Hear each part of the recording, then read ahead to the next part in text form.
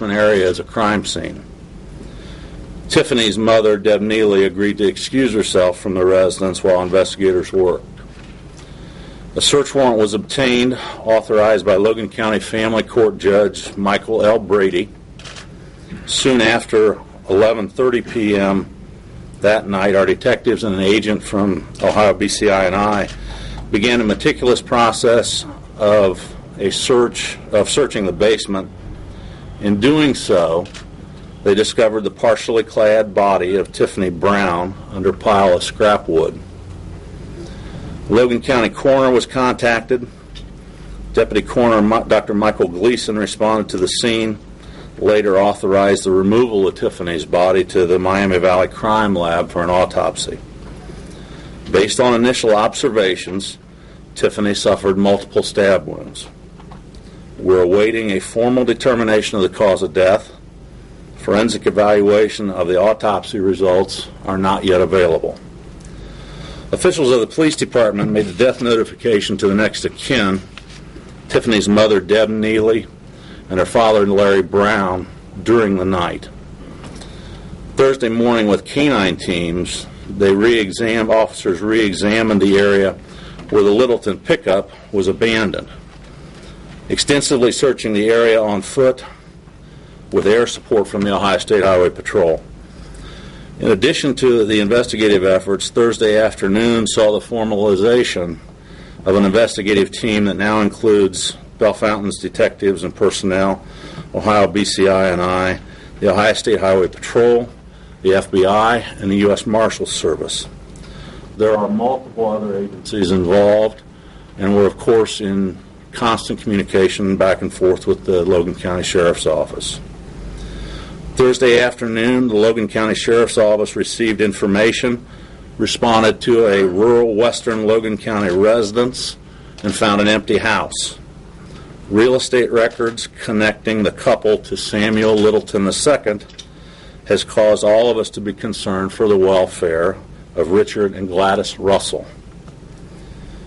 All of you should have received media releases overnight describing our interest in the Russells' well-being, a description of their vehicle.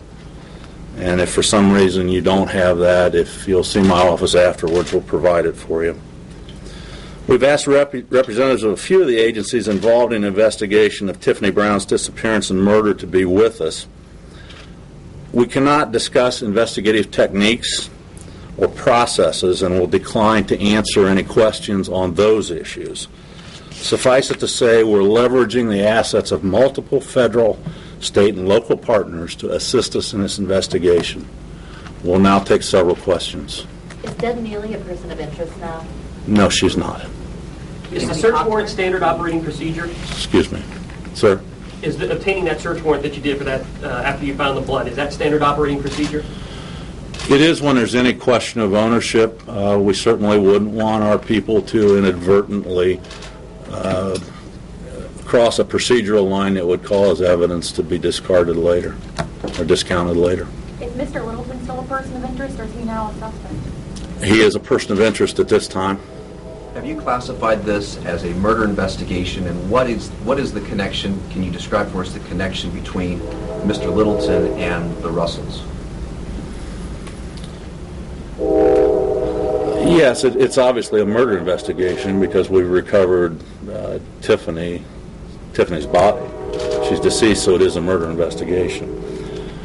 The connection between the Littletons and the Russells was originated in real estate records. There was apparently some real estate sales between those two parties.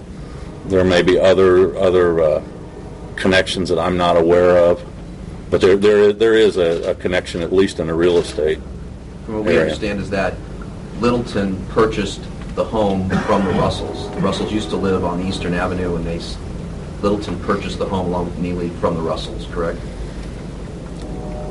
I can't tell you that the Russells lived on Eastern Avenue. It's my understanding they owned the house on Eastern Avenue that Littleton purchased. We understand that a search warrant, I believe, is filed regarding murder, use of a corpse, tampering with evidence. Can you enlighten us on those charges that Littleton could face? A search warrant would not contain those kinds of specifications. Have to have been There- charged and arrested. There are criminal charges being drafted, but to my knowledge, there have been none filed. We're in virtually constant communication with our legal advisors on this. They've been very helpful to us over the past 5 days. Our investigators work very closely with them.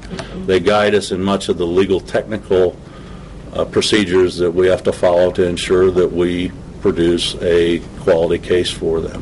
What do you Where know do about you leave the car? Littleton's? Excuse me, we'll do one or two more at a time. Eric? Chief, in terms of the recent contact between the Russells and Mr. Littleton, can you confirm that you found his cell phone number on a coffee table inside the Russells' home? That is the information that we have discussed and received from the sheriff's office. Yes, they have that information. That is a part of the connection. Was there some medication also taken from the home? I don't have that answer, Eric. Yes? Chief, do you believe that, do we have a time of death on Tiffany Brown? Do you know at all when she might have died, or if that body had been in that basement since she went missing on Friday? Can you speak to that at all? We do not have a time of death. That'll be established with the return of the autopsy. There is nothing that I'm aware of at this point that would indicate that she survived into Saturday.